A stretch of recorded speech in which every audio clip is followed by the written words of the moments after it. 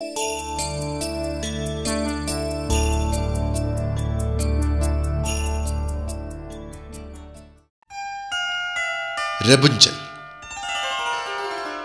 വളരെ വർഷങ്ങൾക്ക് മുമ്പ് നടന്നൊരു കഥയാണിത്. ഒരു ഗ്രാമത്തിൽ ഒരു മനുഷ്യൻ തന്റെ സുന്ദരിയായ പത്നിയുമായി താമസിച്ചിരുന്നു. അവർക്ക് കുഞ്ഞുങ്ങൾ ഉണ്ടാകുമായിരുന്നില്ല. അവരുടെ വീട്ടുമുറ്റത്ത് അയൽ വീടുകളിലെ കുഞ്ഞുങ്ങൾ കളിക്കുന്നത് അതീവ ദുഃഖിതരായി അവർ നോക്കിയിരിക്കുമായിരുന്നു. അവർ നിത്യവും ഒരു കുഞ്ഞിനെ ലഭിക്കുവാൻ വേണ്ടി ഭഗവാനോട് ഉള്ളുരുകി പ്രാർത്ഥിക്കുക പതിവായിരുന്നു.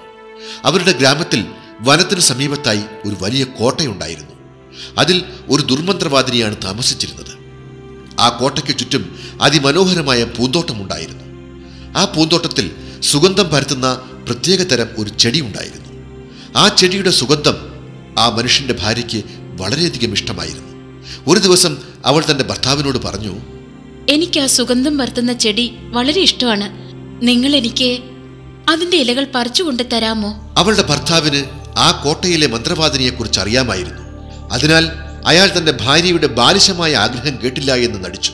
എന്നാൽ ആ ചെടിയെക്കുറിച്ച് മാത്രം ചിന്തിച്ച് വളരെ സുന്ദരിയായ ആ സ്ത്രീ ദിവസങ്ങൾ കഴിയുന്തോറും ക്ഷീണിച്ചുപോയി. അവസാനം ആരോഗ്യം ക്ഷയിച്ച് അവൾ രോഗിണിയായി കിടപ്പിലായി. ആ മനുഷ്യൻ തന്റെ ഭാര്യയെ വളരെയേറെ സ്നേഹിച്ചിരുന്നു. അതിനാൽ അയാൾക്ക് തന്റെ ഭാര്യയുടെ ഈ അവസ്ഥ സഹിക്കുവാൻ പറ്റിയില്ല. ആ ചെടിയെക്കുറിച്ചുള്ള ചിന്തയിലാണ് തന്റെ ഭാര്യയ്ക്ക് ഈ അവസ്ഥ വന്നതെന്ന് അയാൾ മനസ്സിലാക്കി. അതിനാൽ ആ ചെടി കൊണ്ടുവരുവാനായി മന്ത്രവാദിനിയുടെ കോട്ടയിലേക്ക് ഒളിച്ച് അദ്ദേഹം കയറി. പക്ഷേ അയാളെ മന്ത്രവാദിനി പിടികൂടി. നിനക്കെങ്ങനെ എന്റെ കോട്ടയിൽ അതിക്രമിച്ച് കയറാൻ ധൈര്യം വന്നു? ആരോട് ചോദിച്ചിട്ട്? ഇത് കേട്ട ആ മനുഷ്യൻ തന്റെ ഭാര്യയ്ക്ക് രോഗം വന്ന അവസ്ഥയും എല്ലാ കാര്യങ്ങളും മന്ത്രവാദിനിയോട് പറഞ്ഞു. മന്ത്രവാദിനി അയാളോട് തന്റെ തോട്ടത്തിലെ സുഗന്ധച്ചെടി ഭാര്യയ്ക്ക് കൊണ്ടുകൊടുക്കുവാൻ സമ്മതിച്ചു. പക്ഷേ അതിനവൾ അയാളെ കൊണ്ടൊരു ശപഥവും ചെയ്യിച്ചു. അവർക്ക് ആദ്യമുണ്ടാകുന്ന കുഞ്ഞിനെ മന്ത്രവാദിനിക്ക് നൽകണം എന്നതായിരുന്നു ശപഥം. കുറച്ച് ദിവസങ്ങൾക്കകം ആ ദമ്പതികൾക്ക് ഓമനയായ ഒരു പെൺകുഞ്ഞ് പിറന്നു. ആ ദമ്പതികൾ വളരെയധികം സന്തോഷിച്ചു. ആ മനുഷ്യൻ മന്ത്രവാദിനിക്ക് കൊടുത്ത വാക്ക് അപ്പോഴേക്കും മറന്നിരുന്നു. പക്ഷെ മന്ത്രവാദിനി അത് മറന്നിട്ടുമുണ്ടായിരുന്നില്ല. ഒരു ദിവസം അവൾ ആ ദമ്പതികളുടെ വീട്ടിലെത്തി. അയാളോട് തനിക്ക് തന്ന വാക്ക് നിറവേറ്റുവാനുള്ള സമയമായെന്ന് മന്ത്രവാദിനി പറഞ്ഞു. ആ ദമ്പതികൾ അരുതെന്ന് പറഞ്ഞ് കരഞ്ഞു. പക്ഷേ അതൊന്നും ആ മന്ത്രവാദിനിയുടെ തീരുമാനത്തെ മാറ്റിയില്ല. മന്ത്രവാദിനി ആ പാവം അമ്മയുടെ കയ്യിൽ നിന്നും കുഞ്ഞിനെ പിടിച്ചു വാങ്ങി. ദമ്പതികൾ തങ്ങളുടെ ദുർവിധി ഓർത്ത് കരഞ്ഞു. മന്ത്രവാദിനി ആ കുഞ്ഞുമായി തന്റെ കോട്ടയിലേക്ക് പോയി. അവൾ ആ കുഞ്ഞിനെ ഒരു കുറവും കാണിക്കാതെ സ്വന്തം കുഞ്ഞിനെ പോലെ താലോലിച്ച് വളർത്തി. അവൾ ആ കുഞ്ഞിന് റെപുഞ്ചൽ എന്ന് പേരിട്ടു. കുറച്ച് വർഷങ്ങൾ കഴിഞ്ഞപ്പോൾ റെപുഞ്ചൽ സുന്ദരിയായ ഒരു യുവതിയായി മാറി.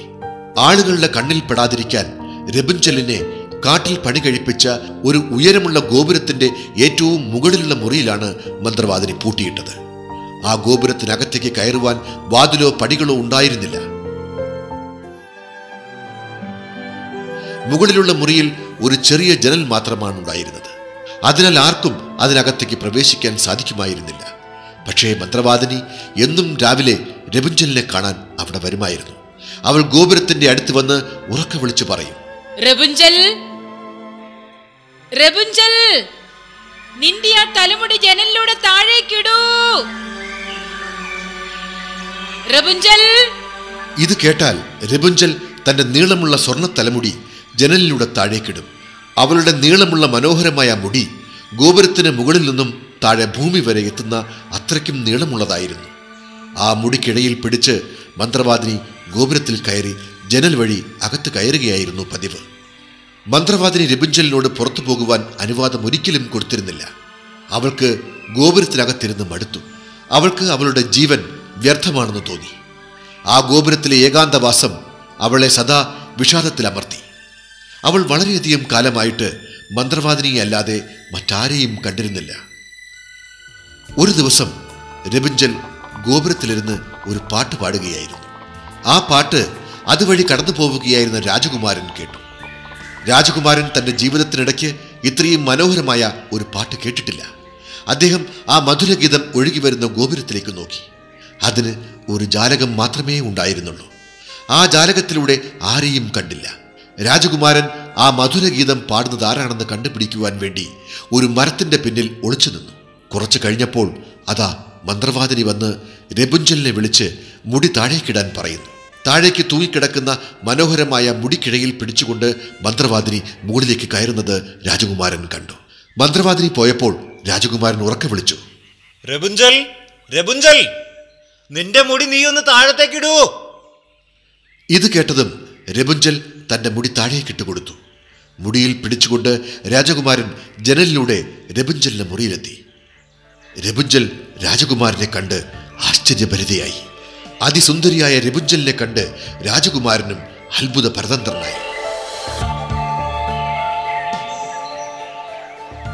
രണ്ടുപേരും ഒറ്റ നോട്ടത്തിൽ തന്നെ പ്രേമബദ്ധരായി. രാജകുമാരൻ രപുഞ്ചലിനോട് യാത്ര പറഞ്ഞു പോകുന്ന നേരം അദ്ദേഹം അവളോട് പറഞ്ഞു, ഭയപ്പെടണ്ട, നാളെ രാത്രി ഞാൻ വന്ന് നിന്നെ തീർച്ചയായും രക്ഷപ്പെടുത്താം.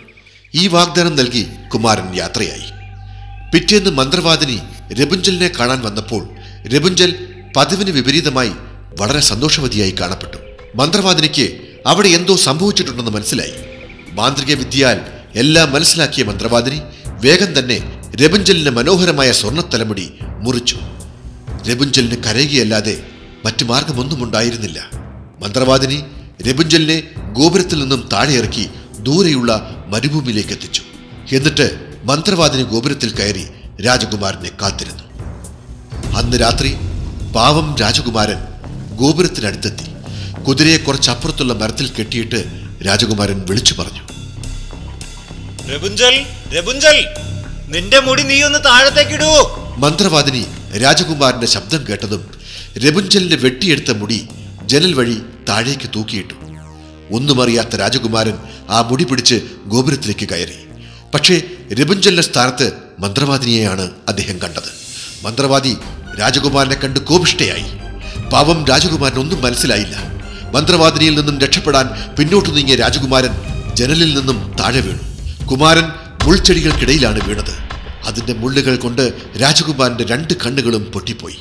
പാവം രാജകുമാരൻ അന്ധനായി. അങ്ങനെ അന്ധനായി തീർന്ന ആ രാജകുമാരൻ രപുഞ്ചലിനെ കാണാൻ പറ്റാത്ത വ്യഥയിൽ രാജകുമാരൻ ഒരു ഭ്രാന്തനെ പോലെ രപുഞ്ചലിന്റെ പേരും ഉറക്കെ വിളിച്ചുകൊണ്ട് അലഞ്ഞു നടക്കാൻ തുടങ്ങി. രപുഞ്ചൽ, രപുഞ്ചൽ, രപുഞ്ചൽ. രപുഞ്ചൽ രാജകുമാരനെ കണ്ടപ്പോൾ അദ്ദേഹത്തിന്റെ അടുത്തേക്ക് ഓടിയെത്തി. അവൾ രാജകുമാരനെ കെട്ടിപ്പിടിച്ചു കരഞ്ഞു. രാജകുമാരന്റെ കണ്ണുകളിൽ രപുഞ്ചലിന്റെ കണ്ണുനീർ ചെന്ന് പതിച്ചു. അപ്പോൾ ഒരു അത്ഭുതം നടന്നു. രപുഞ്ചലിന്റെ കണ്ണുനീർ പതിച്ച ഉടനെ രാജകുമാരന്റെ കണ്ണിന്റെ നഷ്ടപ്പെട്ട കാഴ്ച വീണ്ടും തിരിച്ചു ലഭിച്ചു. അവർ പിന്നീടുള്ള കാലം അതീവ സന്തോഷത്തോടെ ഒരുമിച്ച് ജീവിച്ചു.